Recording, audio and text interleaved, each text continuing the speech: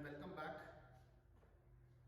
BSc second year का बहुत important topic और मैक्सिमम जो वीडियोस मैं आपको बनाकर शेयर कर रहा हूँ BSc second year third year friends, ये वो इंपॉर्टेंट टॉपिक्स हैं जो डेफिनेटली किसी न किसी रूप में एग्जाम में पूछे जाते हैं और पूछते हैं। मैं हर लेक्चर में आपको ये बोलता हूँ, तो इसका मतलब ये नहीं है, डेफिनेटली किसी न किसी रूप में आपके पास एग्जाम में आएंगे।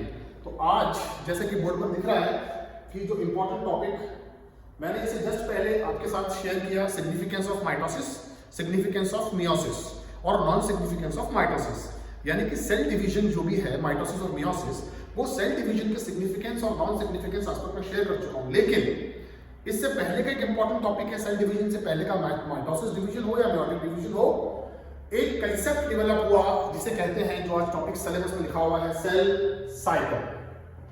फ्रेंड्स, डिवीजन तो ठीक है, माइटोटिक डिवीजन या मियोटिक डिवीजन। माइटोटिक डिवीजन की बात करें तो ब्रिटेन के second year BSc second year के स्टूडेंट ने माइक्रोस्कोप में देखते देखते इस डिवीजन की खोज की, इंटरफेस, प्रोफेज, मेटाफेज, एनाफेज और टेलोफेज। लेकिन फ्रेंड्स, ये देखा गया कि डायरेक्ट सेल किसी प्रकार से माइटोटिक या मियोटिक डिवीजन में नहीं जाता है, उससे पहले बहुत स्टेप से होकर गुजरता है, और जिन स्टेप्स या साइकिल के रूप में होकर गुजरता है, उस सीक्वेंस जो सेल गुजरता है और फॉलो करता है, उसका नाम दिया सेल साइकिल।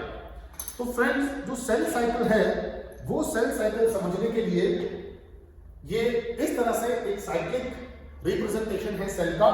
ग्रीन कलर में हम सेल ले रहे हैं, दिस इज सेल। तो आप देख सकते हैं कि 3 से 4 एस्पेक्ट यहां पर बने हुए हैं। एक एस्पेक्ट की मैं बात करूं तो वो जो एस्पेक्ट मैंने बनाए हैं वो है एक G1, उसके बाद S, आप अगर देखेंगे G1 the first aspect, S is the second aspect, G2 is the third aspect, ये है फ्रेंड G2,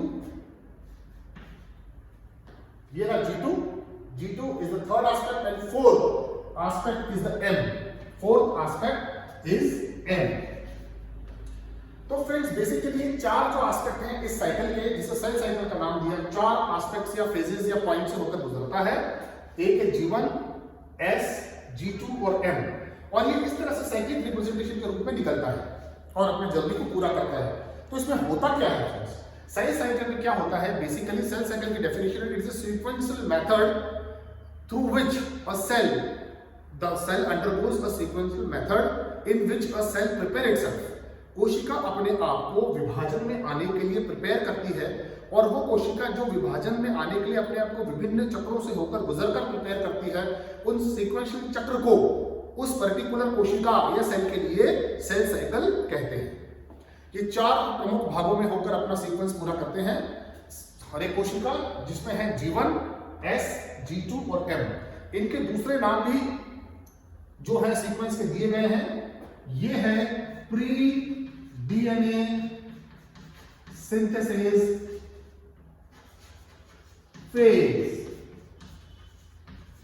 तो फ्रेंड, जैसे कि नाम से जाहिर है कि ये प्री डीएनए सिंथेसिस फेज है, यानी कि डीएनए के बनने से पहले का फेज। तो प्री डीएनए सिंथेसिस फेज या G1 फेज। दूसरा है S, जिसे कहते हैं सिंथेसिस फेज। सिंथेसिस फेज यानी सिंथेसिस ऑफ व्हाट? यहां लिखा हुआ है सिंथेसिस ऑफ डीएनए। यहां डीएनए का रेप्लिकेशन बेसिकली जिसे कहते हैं वो होता है डीएनए का बनना, तो सिंथेसिस ऑफ डीएनए। तो सिंथेसिस फेज है सिंथेसिस ऑफ डीएनए, ये सेकंड एस्पेक्ट है। तीसरा एस्पेक्ट है जो G2 फेज है, वो है पोस्ट डीएनए सिंथेसिस फेज।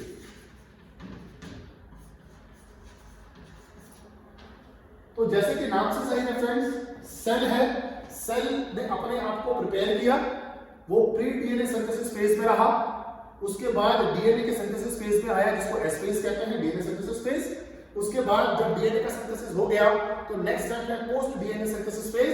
ये पोस्ट डीएनए सिंथेसिस फेज, और लास्ट बट नॉट लीस्ट ये है M, the divisional phase. The divisional phase यानी कि अब सेल डिवीजन के प्रोसेस माइटोटिक या मियोटिक, बेसिकली माइटोटिक डिवीजन के फेज में जाएगा। तो फ्रेंड्स अगर एग्जाम में क्वेश्चन पूछे सेल साइकिल क्या है, तो इस प्रकार से एक सेल का रिप्रेजेंटेशन देते हुए सेल साइकिल इस प्रकार से बनाना है आपको। G1 phase, pre DNA synthesis phase, S phase, DNA synthesis phase, G2 phase, post DNA synthesis phase, and last but not least M is the divisional phase, the mitotic division phase. तो friends इन sequences में होता क्या है? इन sequences में जैसे कि नाम से जाहिर है क्या होता है कि सबसे पहले जब सेल आता है तो सेल सबसे पहले आकर यहां पर जो G1 फेज में है वो अपने आप को प्रिपेयर करता है। किसके लिए? कि मेरे को माइटोटिक डिवीजन में जाना है। लेकिन G1 स्टेज से माइटोटिक डिवीजन में आने के लिए उसको इस दो स्टेप से और होकर गुजरना पड़ता है। तो होता क्या है कि सेल अपने आप को यहां प्रिपेयर करता है डीएनए बनाने के लिए, इसीलिए इस फेज या स्टेज को प्री डीएनए सिंथेसिस फेज भी बोलते हैं। तो यह हम लिख सकते हैं कि यहां पर सेल के लिए कि cell grows and make, cell यहां पर बढ़ता है और यहां पर बढ़ने के लिए अपने आप को सेल ग्रोज एंड मेक और प्रिपेयर, अपने आप को प्रिपेयर फॉर डिवीजन, अपने आप को डिवीजन के लिए प्रिपेयर करता है। तो फ्रेंड्स एक बार जब सेल ने अपने आप को प्रिपेयर कर लिया डिवीजन के लिए कि मेरे को डिवीजन में जाना है, वो सेल इस G1 स्टेज में आता है जिसको प्री डीएनए सिंथेसिस फेज बोलते हैं। थोड़े स्टेप पे चल के अगर उस सेल का मन हुआ कि अब मुझे डीएनए सिंथेसिस या डिवीजन के फेज में नहीं जाता है, तो वो एक अलग से फेज में चला जाता है जिसे G0 फेज कहते हैं। यहां पर नॉट गोइंग फॉर डिवीजन। तो कभी कभी स्थिति ये भी होती है कि सेल अपने आप में मना कर दे कि नहीं, मुझे डीएनए मानस तो बन गया, लेकिन कुछ होने हर एक का मानस होता है कि आज यहां जा रहा है, प्रोग्राम कैंसिल हो गया। तो वही वाली बात सेल के साथ है कि प्रोग्राम तो बना कि मुझे ग्रो करना है और ग्रो करके फिर डिवीजन में जाना है। प्रोग्राम तो यहां बन गया, G1 फेज में आ गया, लेकिन होता क्या है कि जब आधे रास्ते आया, आधे रास्ते आने के बाद जब मूड चेंज हो गया सेल का, तो उसने अपना कंसेप्ट चेंज कर लिया और वो G0 फेज में चला गया, यानी कि अब उसको किसी प्रकार से डिवीजन में नहीं जाना। तो फ्रेंड्स सीधी सी बात ये हो गई कि जिन सेल्स को डिवीजन में जाना है वो आधे रास्ते के बाद के स्टेज को पार कर ले, वही इस डिवीजन के सिंथेसिस फेज में आएंगे। लेकिन देखिए और जगह भी चेक पॉइंट बने हुए हैं, ये मैंने मार्क किया है G1 या S चेक पॉइंट, यहां पर मैंने मार्क किया है G1 या S चेक पॉइंट।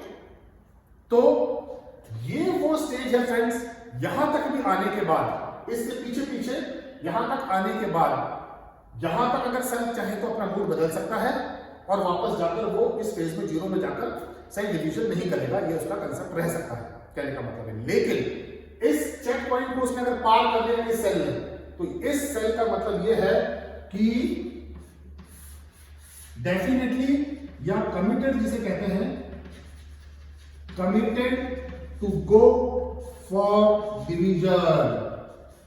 यानी ये जब यहां आ गया सेल, इस चेक पॉइंट को पार करके, इस चेक पॉइंट को पार करने के बाद यहां आने का मतलब है इस सेल को अब डिवीजन में जाना ही पड़ेगा। अब ये किसी प्रकार से रिवर्ट बैक होके G0 फेज की अवस्था में नहीं जा सकता। तो फ्रेंड्स बड़ा क्लियर हो गया, सेल ने अपने आप को प्रिपेयर किया। प्रिपेयर कैसे किया? सेल ग्रो हुआ और उसने अपने आप को डिवीजन में जाने के लिए तैयार किया। तैयारी आधी हो गई, मूड चेंज हो गया कि मेरे को डिवीजन में नहीं जाना है, सेल ने रिवर्स बैक मारा और रिवर्स बैक मार के G0 स्टेज में चला गया और G0 में जाते मतलब कि उसको डिवीजन में नहीं जाना है। उसके बाद भी एक चेक पॉइंट है, यहां तक आने के बाद सेल अपने आप को रिवर्ट बैक कर सकता है। लेकिन ये चेक पॉइंट पार करने के बाद, ये फाइनल चेक पॉइंट है, जब सेल यहां आ गया तो ये कंफर्म हो गया कि इसको अब सेल डिवीजन की फेज और अवस्था में जाना ही है। This is final. Next step, जब यहां से सेल यहां आ गया तो इसको कहते हैं, जैसे कि नाम से जाहिर है, सेल की preparatory stage of cell division से इंटरफेज कहते हैं, जो फर्स्ट स्टेप अपन मानते हैं। Interphase, prophase, interphase, prophase, prometaphase, metaphase, anaphase, telophase और साइटोकाइनेसिस, है ना फ्रेंड्स। तो इंटरफेज स्टेज या एस में आने के बाद, जैसे कि नाम से जाहिर है, डीएनए सिंथेसिस फेज। जब G1 की स्टेज को पार करके एस में आएगा, सिंपल सी बात है, इसमें कोई हेडेक नहीं है कि इस स्टेज में डीएनए रेप्लिकेट्स, यानी कि replication of DNA, replication of DNA. इस फेज में डीएनए रेप्लिकेट करता है और सबको पता है डीएनए का replication mode is semi conservative mode of DNA replication होता है। एक पेरेंट की पट्टी पेरेंट की रहती है और एक पट्टी नहीं बनती है, तो semi conservative mode of DNA replication का प्रोसेस यहां पर होता है। एस स्टेज सबसे लंबी स्टेज है, अपने आप को काफी टाइम तक इसमें रखती है वो स्टेज। ये स्टेज पार करने के बाद जब सेल यहां आता है G2 स्टेज में, जैसे कि नाम से जाहिर है G2 it is a post DNA synthesis phase, it is a post DNA synthesis phase. यहां पर क्या करता है, यहां पर बहुत इंपॉर्टेंट एस्पेक्ट होते हैं सेल के साथ। सेल यहां पर पोस्ट डीएनए सिंथेसिस फेज में totally cell get ready for division. It's very clear friends. अब जब वो G1 स्टेज से आ गया, एस स्टेज में रेप्लिकेशन हो गया, रेप्लिकेशन के बाद जब G2 स्टेज में आया, तो G2 स्टेज में आने के बाद अब अपने आप को पूरी तरह से सेल प्रिपेयर करता है। यहां पर जो अनवांटेड जीन्स हैं, अनवांटेड चीजें हैं, वो सारी यहां पर डिलीट होती हैं और एकदम फ्रेश सेल ही जो डिजीज फ्री, म्यूटेशन फ्री और किसी प्रकार से खराब जीन्स को निकालने के प्रोसेस करने के बाद एकदम fresh, free and very good cell ही आगे इस डिवीजन स्टेज में जाता है। तो G2 stage is made for post DNA synthesis phase, क्योंकि डीएनए के सिंथेसिस के दौरान कुछ अनवांटेड जीन्स जो डिजीज करते हैं वो आ जाते हैं। तो होता क्या है फ्रेंड्स, जब इस स्टेज में आने के बाद वो जीन यहां भी नहीं निकले और वो जीन जब डिवीजन में चले जाए, जब किसी को जेनेटिक डिजीज आते हैं, ये जेनेटिक डिजीज आ गया, ये जेनेटिक डिजीज आ गया, जैसा टाइप 1 डायबिटिक है, जो ग्लूटाजिन वीट के अंदर ग्लूटामिन प्रेजेंट होता है, तो ग्लूटामिन के अगेंस्ट में जो एलर्जी आती है बच्चों में टाइप 1, 8 साल 10 साल 12 साल के बच्चों में, वो जेनेटिक है। तो अब जब ये चीजें जो जेनेटिक चीज यहाँ पर अगर म्यूटेट नहीं हुई और यहाँ पर डिलीट नहीं हुई किसी प्रकार से, तो वो आगे जाकर इस तरह का प्रोसेस और प्रॉब्लम करने पर बहुत प्रॉब्लम क्रिएट करते हैं। तो मैक्सिमम काम जो है डिलीशन ऑफ अनवांटेड जीन्स का पोस्ट डीएनए सिंथेसिस फेज में होता है। अब यहां आने के बाद अभी भी अपने आप को प्रोसेस के लिए तैयार करके जब यहां से पार होकर सेल यहां आ गया, एक चेक पॉइंट और दिया है, देखिए बोर्ड में, कि उसको G2 या M चेक पॉइंट बोलते हैं। ये स्टेज पार करने के बाद ये सेल यहां आ गया, जिस रूप में भी ये सेल आया है, चाहे अनवांटेड स्टेज के साथ आया है, अनवांटेड जीन के साथ आया है, वो अब डिवीजन स्टेज में जाएगा ही जाएगा डेफिनेटली।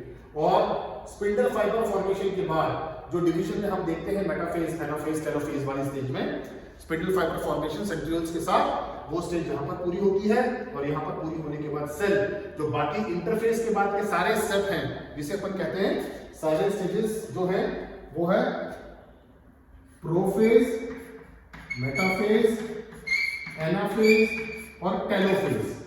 ये 4 स्टेज जो है माइटोटिक डिवीजन की यहां पूरी होती है और यहां पर पूरी होने के बाद अल्टीमेटली यहां पर पूरी होने के बाद जो है जो लास्ट प्रोसेस बचता है, वो लास्ट प्रोसेस साइटोकाइनेसिस, वो यहां होता है। साइटोकाइनेसिस का प्रोसेस यहां पर कंप्लीट होता है और इस तरह से सेल साइकिल, एक सेल अपने आप को डिवीजन स्टेज में आने से पहले G1, S और G2 तीन मेन स्टेज से होकर गुजर के इस प्रकार के प्रोसेस को कंप्लीट करता है, जिसे सेल साइकिल कहते हैं। तो फ्रेंड्स, ये अंदाजा लगाया जा सकता है कि डिवीजन में आने से पहले सेल किन स्टेज से गुजरकर अनवांटेड जीन्स को किस प्रकार से डिलीट करके प्रॉपर डिवीजन में आता है और डिवाइड करके किस प्रकार से माइटोटिक है तो 2 आइडेंटिकल सेल्स और मियोसिस है तो 4 सेल्स का किस प्रकार से निर्माण करता है, और जिसमें सेल साइकिल बहुत इंपॉर्टेंट रूप से इसको हेल्प करता है। बहुत इंपॉर्टेंट क्वेश्चन है फ्रेंड्स, किसी ना किसी रूप में आता है। सेल साइकिल को देख लें, डाउट है तो पूछ लें, लिंक डिस्क्रिप्शन में मैं दे दूंगा, उसको वहां से टैली कर लें। फिर भी समझ नहीं आए फ्री टू आस्क। अब इसके बहुत इंपॉर्टेंट एस्पेक्ट है, मेरिट डिमेरिट जो भी है, significance of cell cycle exam में पूछते हैं, क्योंकि सेल साइकिल इटसेल्फ ही वेरी सिग्निफिकेंट है, तो इसलिए एग्जाम में डेफिनेटली इसका सिग्निफिकेंस पूछते हैं। तो next just back to back video में मैं डिस्कस करूंगा the advantage, the merits of cell cycle and अगर कुछ डिसएडवांटेज है तो non significance and disadvantage of cell cycle. Thank you friends.